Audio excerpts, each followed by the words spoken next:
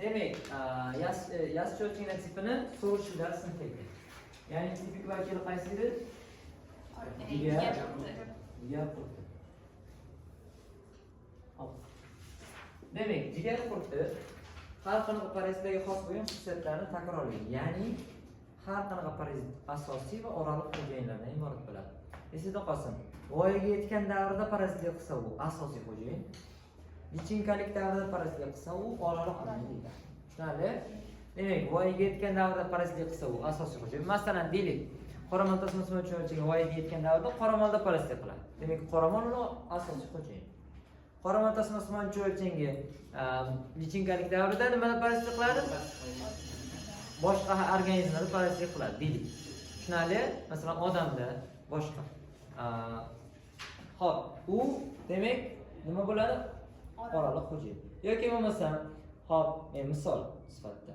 Yoki deylik, qoramol tasmasini cho'lchingi agar voyaga yetgan davrida, hop, deylik, it va boshqa yirtqich hayvonlarda parazitlik qilsa, u it va boshqa yirtqich hayvonlar uning oraliq asosiy xo'jayini. Lichinkalik davrida deylik, suv shilig'ida parazitlik qilsa, u suv shilig'ining oraliq xo'jayini. Shunda mantiqiy jihatdan to'g'ri aytmadim, prosta farqlash uchun. Tushundikmi? Ya'ni qachonki voyaga yetsa u asosiy xo'jayin, qachon lichinkalik qilsa u oraliq xo'jayin deydi. Endi shunga ko'ra jigar qurtining asosiy xo'jayini oraliq xo'jayin farqlanadi. Asosiy xo'jayini bu sut emizuvchilar. Oraliq xo'jayini boshqa hayvonlar.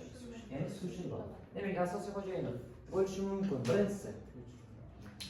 Birinchisi odam, yana qoramol,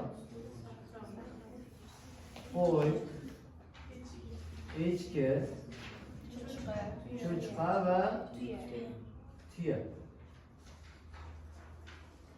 Larning qaysi organi?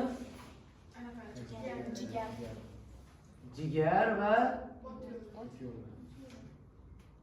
jigar o't yo'llari devorda yashaydi. Tushunarli? Demak, jigar va o't yo'llari devorda yashaydi. Tushundingizmi?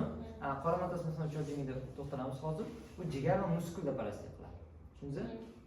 Demak, jigar va o't yo'llarida parazitlik qilar ekan. Shuning uchun ham biz uni jigar qurti deymiz. Tushundingizmi?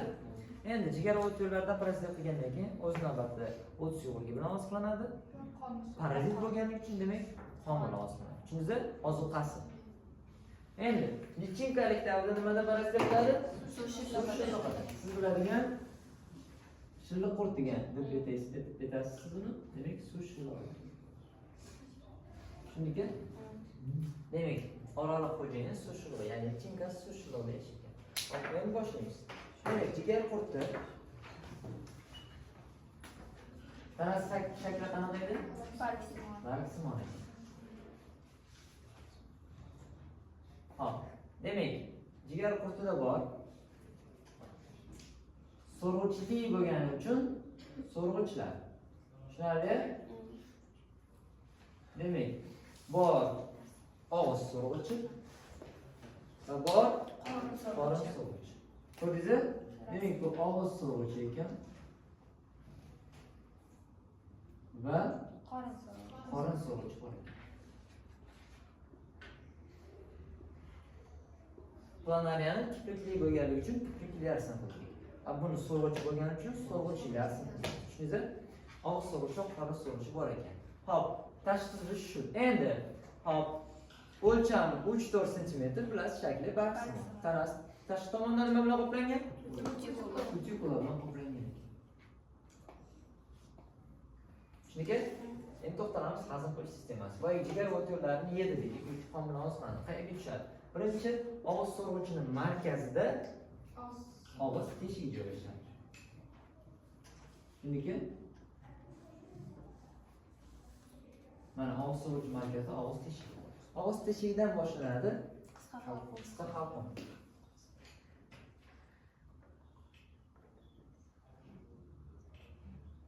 Qisqa halqumdan keyin ikki shoxli ichak.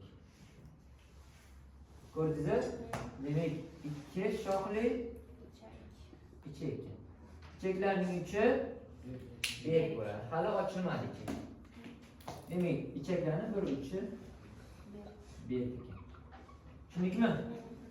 Demak, hazm qilish sistemasi. Endi, hop, hazm qilish sistemasida bor ekan og'iz teshigi, qisqa halqum va 3 shoxli ikki shoxli ichak hazm qilish sistemasini hosil qilar ekan. Chunki oziqxonada jigar o't yo'li, jigar ishlab chiqaradigan o't yo'qligi va qon bilan. Mana shu hazm qilish sistemasi. Endi jinsiy sistemasi ham joylashgan. Rasmga e'tibor bersangiz, jinsiy sistemasi mana bundoq o'ralib joylashgan. Chunki demak bu jinsiy sistema. Jinsiy sistemasi haqida ma'lumot yo'q. Rasmdan bilib qo'ysangiz bo'ladi. Mana jinsiy sistemasi shuligini. Tushundikmi? Demak, mana shunaqa buralib joylashgan ekan jinsiy sistemasi. Hop, endi to'xtalamiz hayot sikliga. Hop, jigar qurti parazit bo'lganligi uchun e'tibor bering, ayr sistemasi, nerv sistemasi, ular soddalashib ketdi уже. Biz aytaylik, parazitlarda har doim qaysidir organlar soddalashib ketadi. Chunki harakat qilmagandan keyin harakatlanish organi kerak emas. Harakatlanmagandan keyin demak nerv muskul sistemalari ham kerak emas. Chunki hop, parazitlar yeydi, faqat ko'payadi. Shuning uchun bu parazit. Hop, endi hayot sikli. Boshlaymiz. Birinchi oraliq xo'jayin, asosiy xo'jayinlar. Mana asosiy xo'jayin.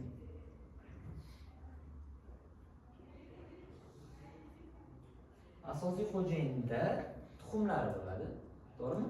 Demak, ya'ni boyagi hayvonlarga tuxum qo'yadi va undan tuxumlar chiqadi. Demak, asosiy xo'jayindan tuxumlar chiqadi. Tuxumlar chiqdi. Shunda qanaqa muhitga tushadi keyin u? Suvli muhitga tushadi. Hop, demak, asosiy xo'jayindan chiqqan tuxumlari suvli muhitda nima hosil qiladi? Kiprikli ichimliklarni hosil qiladi. Tushundingizmi? Shunaqa kiprikli ichimlik. Mana bu yerda bor. So'g'ish. Demak, bu qanaqa so'g'ish ekan? Og'iz so'g'ish. Demak, bu qanaqa ichimlik ekan? Kiprikli ichimlik. Demak, bu birinchi lichinkalik bosqich. Kiprikli lichinka ekan, og'iz so'g'ish. Hop, kiprikli lichinka kipriklar yordamida harakatlanib nimani chekira oladi? Suv shilig'ini chekira oladi. Tushundingizmi? Mana suv shilig'i. To'g'rimi? Turbon ko'rganmisizlar? To'g'rimi? Demak, suv shilig'ini chekira oladi. Hop, demak, bu qaysi hayvon ekan?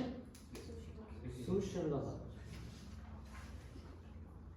Ya'ni suv shilig'i qanaqa xo'jayinimizda? Oraliq. Demak, suv shilig'ining ichida kiprikli lichinkadan kipriklar to'kilib, yangi lichinka hosil bo'ladi. Tushundingizmi? Bu ham qanaqadir lichinkalik bosqich bor. Ya'ni kipriksiz davr. Bu demak bizda bu ikkinchi lichinkalik bosqich. Tushundingizmi? Endi suv shilig'idan chiqishdan oldin nima hosil qiladi? Chiqqandan keyin nima hosil qiladi? Chiqqandan keyin suvda dum hosil qiladi. Ya'ni nimaga aylanadi? Dumli lichinka. Keyinchalik dum paydo bo'lib, ular suvga chiqadi. Demak, dum paydo bo'lib keyin chiqadi. Hop, demak, mana dumli lichinka, ya'ni og'iz so'g'ich bor va qorin so'g'ich bor. Tushundingizmi? Hop, demak, bu qanaqa lichinka ekan? Dumli lichinka.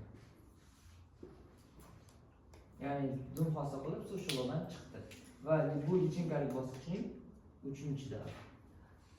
Tushundingizmi? Hop, demak, lichinkalik 3-dumli lichinka hosil qiladi va dumli lichinkalar ma'lum bir muddat dum yordamida harakatlanadi. Ma'lum bir muddatdan keyin to'xtab, nimaga aylanadi? Qalin qobiq, ya'ni sistaga aylanadi. Chunki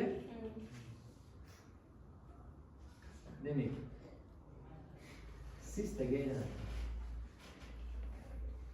Sistalar ko'katlarga, o'tlarga, tashqi muhitdagi suvli joylarda o'sadigan o'simliklarga yopishib oladi. Siz daladan deylik, siz emas, deylik, dehqonlar yoki bog'bonlar daladan terib keladi ko'katlarni, to'g'rimi? Yaxshi yuvmasdan iste'mol qilsa, o'sha ko'katlar orqali yo'qotadi. Tushundingizmi?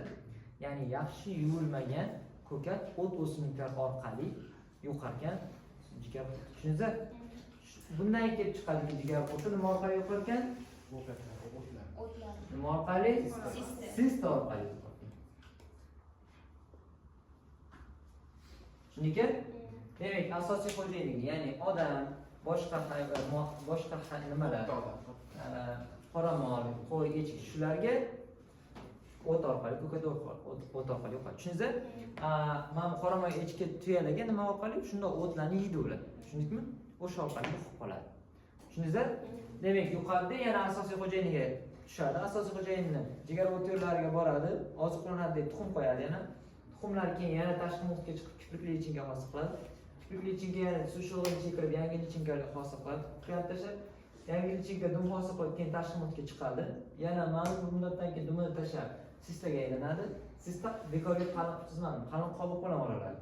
Qalin qobiq bilan o'ralib asosiy xo'jayinga yuqadi. Demak, asosiy xo'jayinga sista orqali kiprikli sushilonga kiprikli lichinka orqali, ya'ni oraliq xo'jayinga kiprikli lichinka orqali yuqar ekan. Tushundingmi? Bu jigar qurtining hayot sikli. Tushundingizmi?